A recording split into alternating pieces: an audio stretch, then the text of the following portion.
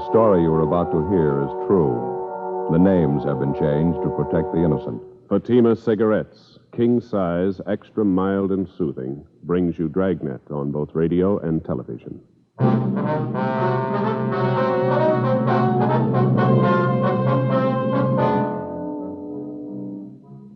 You're a detective sergeant. You're assigned a robbery detail. 2 armed bandits hold up a restaurant in your city. The owner is slugged, beaten viciously. One of the bandits is shot. The other makes good his escape.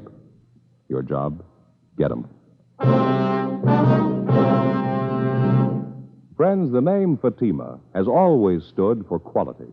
Fatimas are distinctive, with a truly different flavor and aroma. And in king-size Fatima, you get an extra mild and soothing smoke, plus the added protection of Fatima quality. Remember, in Fatima, the difference is quality. Because of its quality, its extra mildness, its better flavor and aroma, Fatima continues to grow in favor among king-size cigarette smokers everywhere. Switch to Fatima yourself today. Ask your dealer for Fatima in the bright, sunny yellow pack. King-size Fatima. The difference is quality.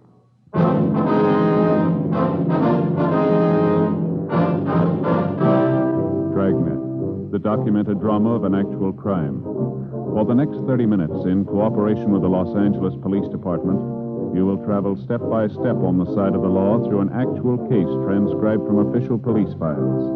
From beginning to end, from crime to punishment, Dragnet is the story of your police force in action. It was Monday, June 2nd. It was smoggy in Los Angeles. We were working the day watch out of robbery detail. My partner's Frank Smith. The boss is Captain Didion. My name's Friday. It was 7:53 a.m. when I got to room 27A. Robbery detail. Oh, good morning, Joe. Morning, Frank. What's doing? Not too much. How was the weekend? Oh, it was great. I hated to come back. Sure nice up there. Where'd you go? Same place? Yeah, Lake Mary. You remember Don Camp House up there, don't you? Yeah, sure. He said to say hello. Fishing's real great up there. You ought to try and make it next month or so if you can. Fat chance. Well, what's the matter? The in-laws are loose again. They're coming down for a visit. Never stay less than a month. That'll take care of my vacation. Oh, that's too bad. Why don't you say something to the wife? What's the use? Why start an argument? I don't know what you mean. Well, what do we got here? Anything hot? Yeah, this one here. Hold up and slugging. Cafe down on South Hill. Radio car boys jumped him. Shot one of them. The other one got away. They identified yet? Yeah, the one who was shot, Benny Ashford. Record long as your arm. Graduate from Folsom. Some of them never learn. How about the number 2 man? Don't know. They tried to talk to this Ashford last night. He wouldn't tell them anything. I called the hospital just before you came in. They operated on the guy 6 o'clock this morning. You're going to call as soon as he's able to talk. It's going to be a couple days at least. Mm-hmm. How much they get? Here's a crime report. Thank you. You talked to the victims yet? No, not yet. It's a fair night's work, isn't it? $805 in cash, man's diamond signet ring, estimated value of $1,500. 17 stitches in the victim's scalp, slugged with a revolver, huh? Must have meant business. Lousy thing. They didn't have to slug him. He couldn't put up much of a fight anyway, 68 years old. No other witnesses, huh? No. Just the owner, his wife, the bartender? That's all they have listed, yeah. Did you phone the victims yet? No, I was just going to when you came in. 2 phone numbers for them. They're both listed there. Yeah, I see. Why don't you finish up with the day book here, and I'll give him a call, all right? Okay, fine.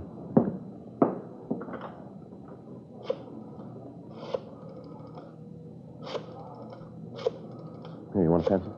Oh, thanks. Hello, this is Friday, Los Angeles Police Department Central Robbery.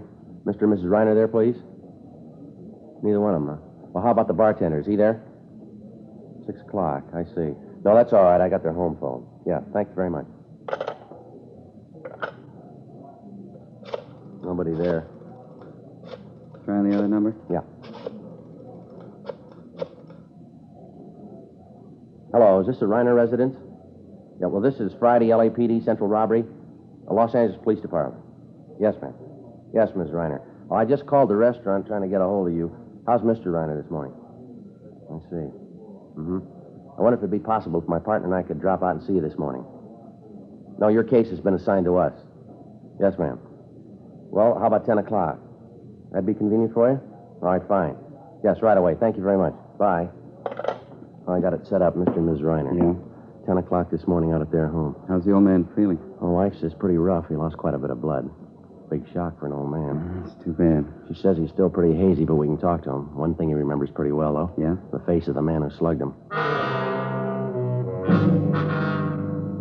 8:20 a.m. We finished making up the day book, and then we went over to the main jail to interview 2 other robbery suspects who'd been booked in over the weekend. We completed our 5:10 reports on them, and then we got in the car and drove out to the Westchester district to talk to the victims of the cafe holdup the night before, Mr. and Mrs. William Reiner. 9:55 a.m.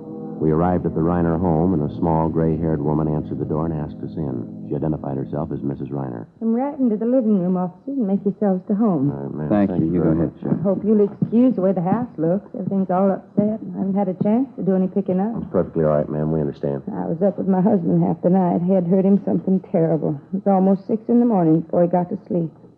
I hope this is enough to make up his mind for him. How do you mean, Mrs. Reiner? About selling the place. I've been after him for months to get rid of it. Business like that's for younger people. We're getting too old to keep it up.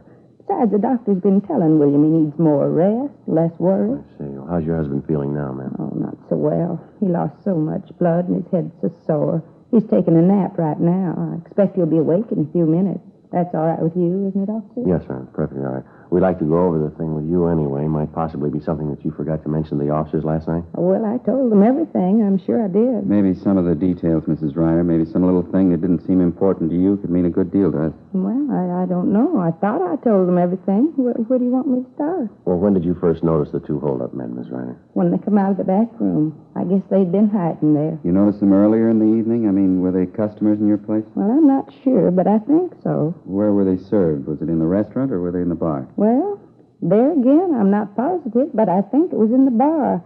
I think I served them 2 bottles of beer. You don't happen to remember what you did with those 2 bottles, do you, ma'am? Possible we may be able to lift some prints off of them. No, the officers asked me that last night. It wouldn't do any good. You see, I was the only one who touched the bottles. We used the regular big mugs, and I poured the beer for them. Neither one of them touched the bottles. Now, how about the man who escaped, Miss Reiner? You remember him pretty well, do you? What he looked like, I mean? Oh, yes. Yes, he's the one who did all the talking. He's the same one who hit my husband, too. What did he look like, ma'am? How old would you say he was? Oh, I don't know. I think I'd say he was in his late 30s, yes. How tall, ma'am? Well, my husband's 5'9", and I'd say the man was 2 inches taller than him. He's huskier, too. I'd guess about 175 or 80 pounds, a very strong-looking man. Do you remember what he was wearing, Miss Reiner? It was a tan sports coat, I think, and green slacks, light green, and a dark brown hat. Did you notice anything unusual about him?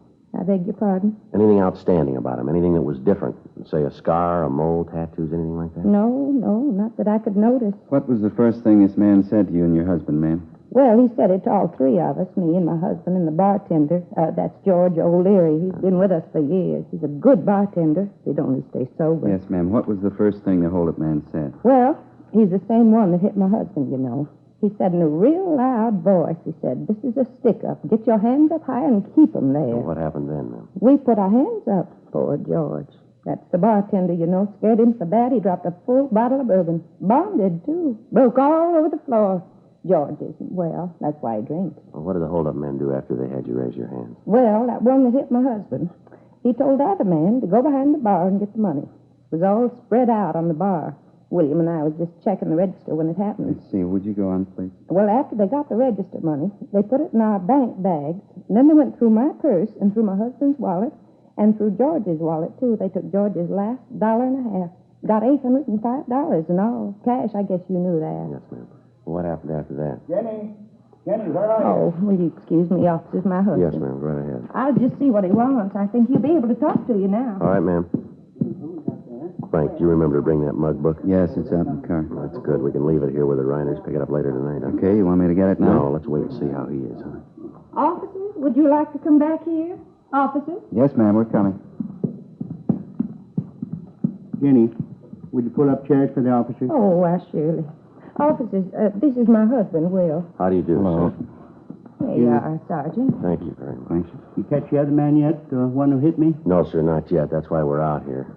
We know that you don't feel too well, Mr. Reiner. We'll try to keep it short. No, I sure don't. I guess Jen told you. My head's killing me. Poor girl. I kept her up most of the night, I guess. Sure a fine nurse, Jen. She didn't get any rest at all. Yes, sir. Well, she was just telling us about the holdup last night, sir, how it happened. I was telling them how they got the money, Will. I didn't explain about your ring, though. Do you want to tell them? It was the worst part of the whole thing. I'd rather have lost anything but that ring. How's that, sir? Some kind of a keepsake? It belonged to my dad. Diamond Signet. Stone wasn't perfect, but money sure can't replace it. Yes, sir. I remember when Dad gave it to me. It was just a couple of days before he died. It was his ring. Been the family way back. Which one of the holdup men took the ring, Mr. Ryan? The same one hit me. One got away. After they took all our money, he came over to me and said, "Give me the ring. Hand it over." I told him I couldn't get it off my finger. What did you do then? Slapped my face. Said if I couldn't get the ring off, he could. Said if he had to, he'd cut it off. I pleaded with him. I told him what it meant to me, but it didn't do any good. I see. When I didn't give him the ring right away, he brought that gun down right on top of my head. Hit me as hard as he could. I don't remember too well after that. You think you'd recognize the man if you ever saw him again, Mr. Reiner? I'll never forget him. I sure hope you find the ring, officer. Jen and I have been through some tough times together. I guess at one time or other we've either sold or pawned everything we owned. But we never let go of that ring. Never did. Not until last night. Isn't that right, Jen? Yes, that's right, Will. Well, we'll do all we can to get it back for you, Mr. Reiner. Now, about this man who got away, can you remember anything outstanding about him at all? Anything unusual? No, I don't think so. He had mean-looking eyes. I remember that much. Yes, sir. Kind of the smart-aleck type, I guess. Kept twirling his gun around his hand, on his finger, you know. Mm-hmm. I was scared to death it was going to go off. So was George. He's our bartender. Real scared, wasn't he, Jen? Oh, yes. George was white as a sheet. How do you mean, Mr. Reiner, he twirled the gun around? Oh, you know, like in the movies, cowboy pictures. Typical smart-aleck. He sure did run when the cops came, though. Only wish he was the one who got shot. Well, you're sure you'll be able to identify this man if you see him again? I told you I'll never forget him. Say, there's something about this I don't think I understand. Yeah? Why are you asking me all these questions about it? How about the fellow who was with that crook? Fellow they shot. Why don't you talk to him? He ought to be able to tell you who his partner is. Well, he had an emergency operation, sir, 6 o'clock this morning. His condition's still critical. Oh, I see. Just a matter of time then, huh? I mean, when he recovers, you'll be able to talk to him. You'll find out what you want to. Well, there's only one hit, sir. Whether he recovers or he doesn't recover. Yes? Either way, we can't depend on him. 11:38 a.m. After we finished interviewing the holdup victims, Frank got the mug book out of the car containing pictures of recent robbery releases from the state prisons, and we left it with Mr. and Mrs. Reiner. We instructed them that if they succeeded in identifying any one of the pictures, to take down his name and prison number and call our office immediately. We told them we'd be back later that afternoon. 11:50 a.m. We left the Reiner home and drove down to the scene of the robbery, the restaurant on South Hill. When we got there, Officer Walmsley from Leighton Fingerprints was just leaving. He told us that he'd been unable to raise any legible prints at the back window where the number 2 suspect had escaped. Frank and I checked over the scene, and then we headed back for the office. There were half a dozen messages for us in the book. One of them was to call State Parole Officer Fred Galloway at his office on South Broadway. Frank put in the call, and Galloway said he'd be right down. He thought he had something for us. 1:05 p.m.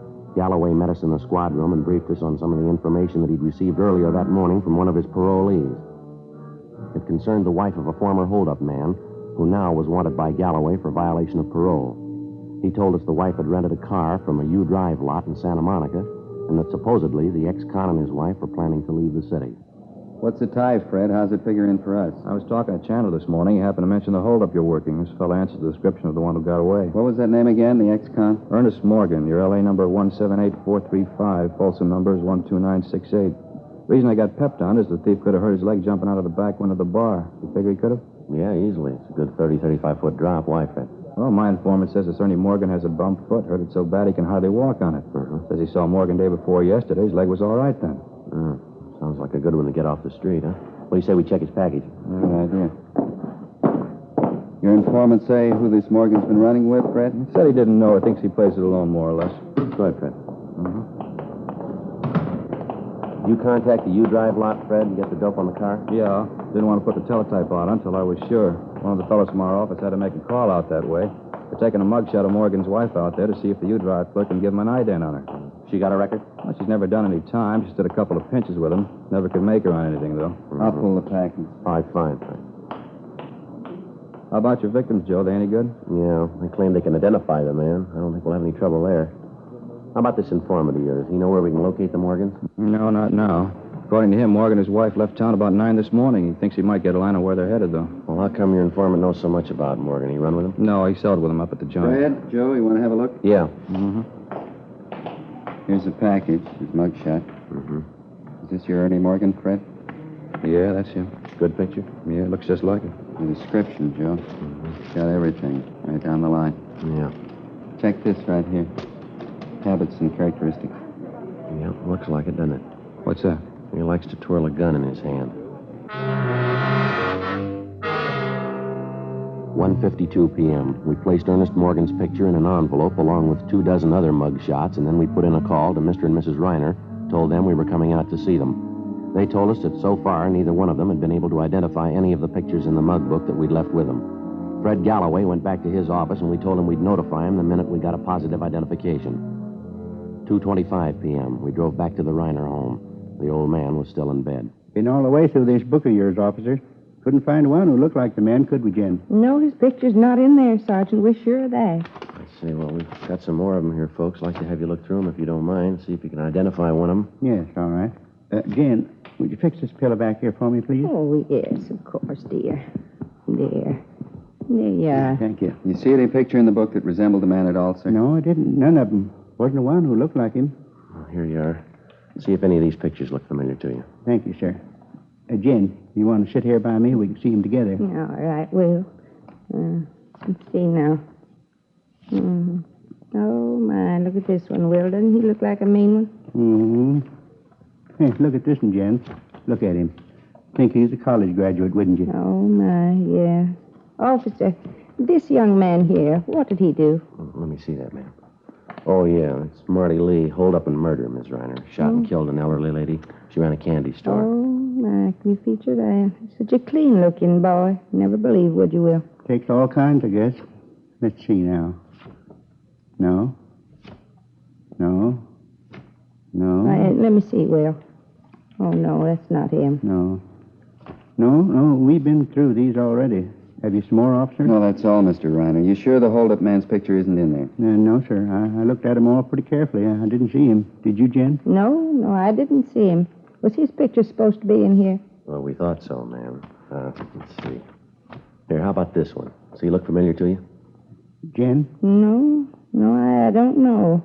Maybe not. We serve so many people every night. Are you folks sure you'll recognize the hold-up man when you see him? Oh, yes. yes. Of course, yes. Well, just one more question here, Mr. Reiner. Yes? Now, are you absolutely sure this is not the man who held you up and slugged you last night? Yes, I'm sure. That's not the man.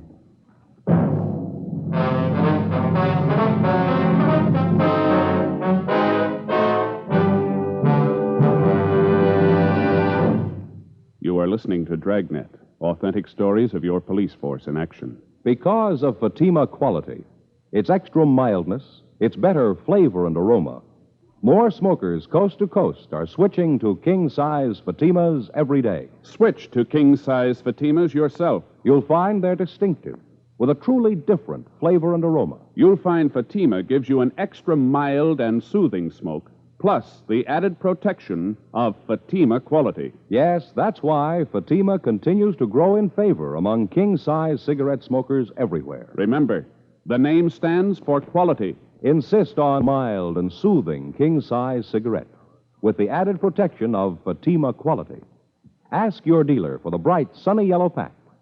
Buy king-size Fatima.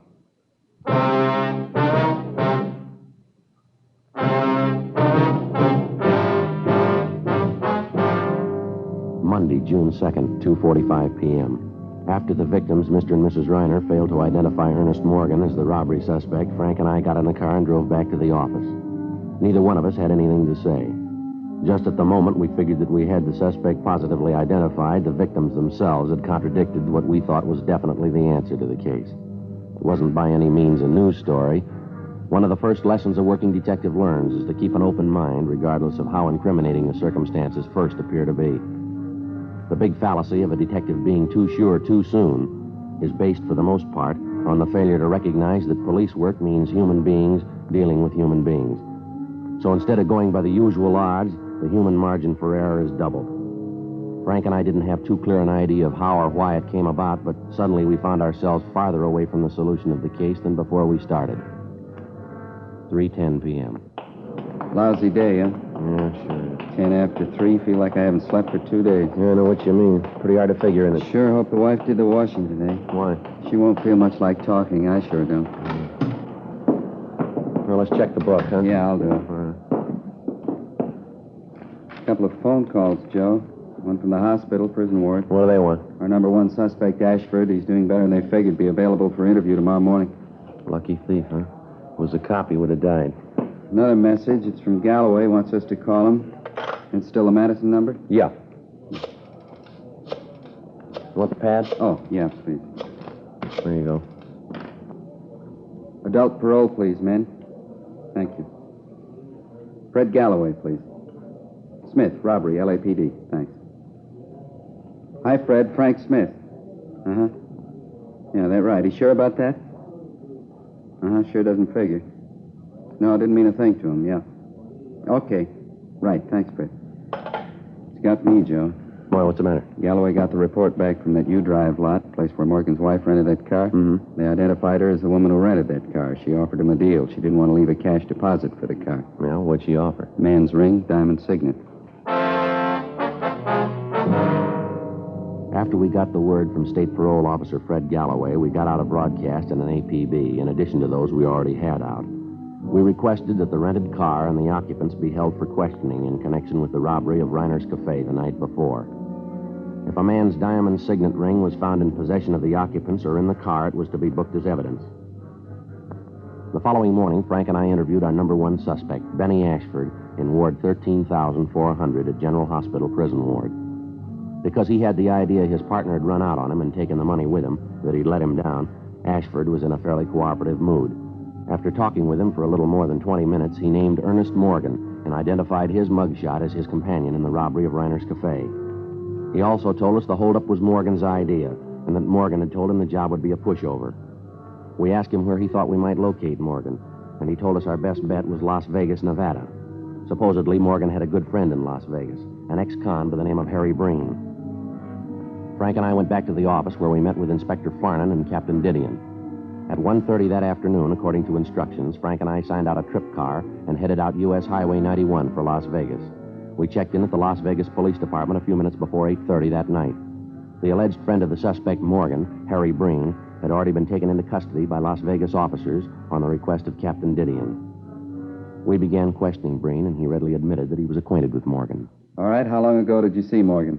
I don't know, this afternoon sometime. A lot of hours in an afternoon. When did you see him? What are you so excited about? What did he do, commit a murder? Now, look, Breen, how much time do you owe the state? What's that got to do We with it? didn't drive all the way up here just to pass the time of day with you. You know he's hot. If you want to cover for him, you can serve his time. Look, I don't get it. I'm not his keeper. If you want him, find I him. bet we're going to find him if we have to walk all over you to do it. When the two of you are up doing time, you can figure it out for yourselves. The trouble with you cops, once a guy does time, you can't leave him alone.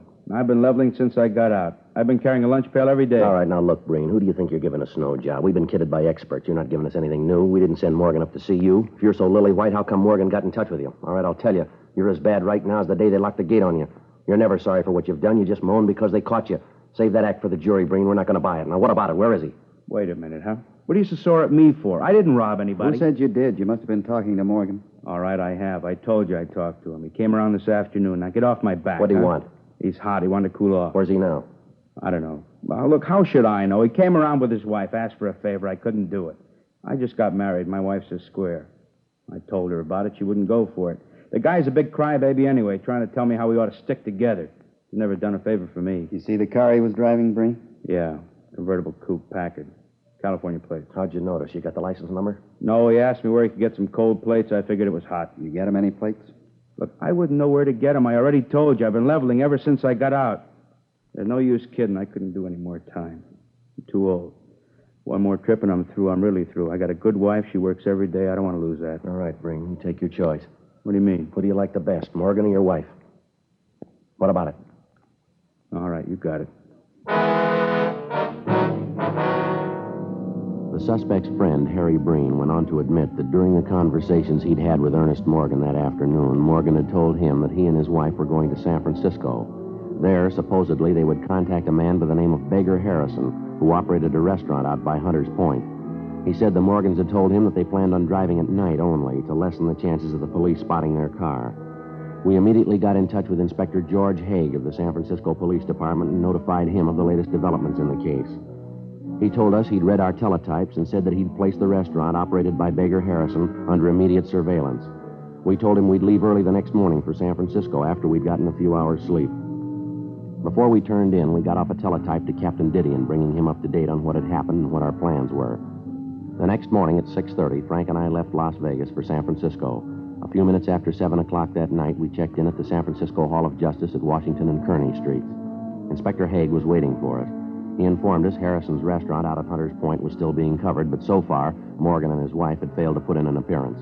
Along with Inspector Haig, Frank and I drove out to the restaurant and joined the detail that had the place under surveillance. 9:05 p.m., no sign of the suspects. 10 p.m., 10:30, 11 o'clock, midnight, still no sign. We waited. How about this fog? I sure wish I brought my top coat. I'm freezing. Yeah, if they don't show pretty soon, we're going to have to pull in closer. I can hardly see the door to the restaurant over there. Smell that hot coffee. Sure could use a cup right now. Look at that fog out there, Frank. Can't tell where the bay leaves off and the fog begins. Wait a minute, Joe. Yeah? Car pulling up. Convertible. Yeah. Packard. Wait till they get in the light. We can see him better. A man getting out, heading for the restaurant. Yeah, it looks like him. Come on. Yeah. Somebody else in the car. It's a woman. Haig's got it covered. George is with him. All right, let's hustle it. Come on. Passing under the light. It's him, Joe. Yeah. All right, hold it. Right where you are, police officers. What's the matter? What do you want? All right, hands up in front of you. Get them up high. All right, I got him up. What's it all about? What's the trouble? Frank, you want to shake him? Yeah. Come on, keep those hands up and stand still. I'm standing still. Is this a shakedown or what? I haven't done anything. Nothing doing, Joe. Clean. His hands aren't. Your right hand, mister. Let's have a look at it.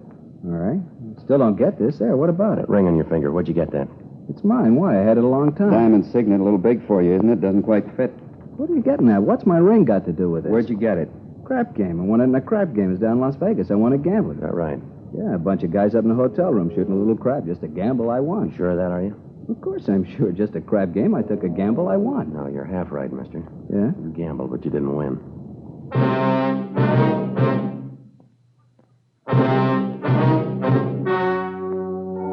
The story you have just heard was true. The names were changed to protect the innocent. On August 8th, trial was held in Superior Court, Department 89, City and County of Los Angeles, State of California. In a moment, the results of that trial. And now here is our star, Jack Webb. Thank you, George Fenneman. Friends, because you know what you're looking for in a king-size cigarette, all we ask you to do is compare Fatimas and then make up your own mind. You'll find Fatimas are distinctive, with a truly different flavor and aroma. You get an extra mild and soothing smoke, plus the added protection of Fatima quality. Smoke king-size Fatima. I'm convinced you'll agree that the difference is quality.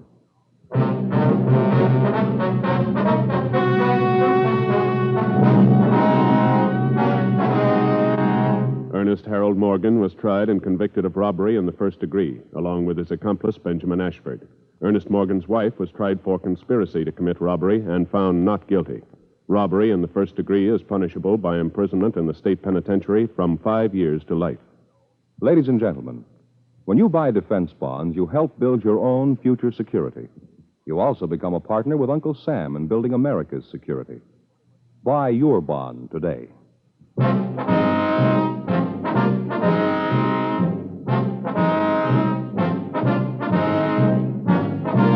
You have just heard Dragnet, a series of authentic cases from official files.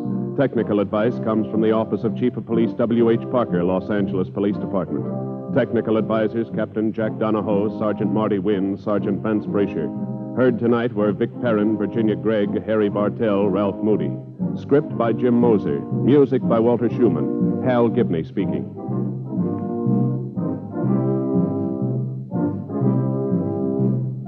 King Size Fatima has brought you Dragnet, transcribed from Los Angeles.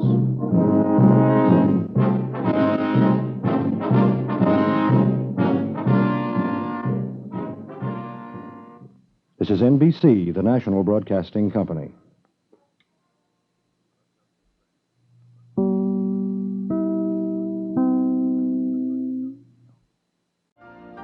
You've been listening to the OTR Gold Network. Find more classic radio at otrgold.com.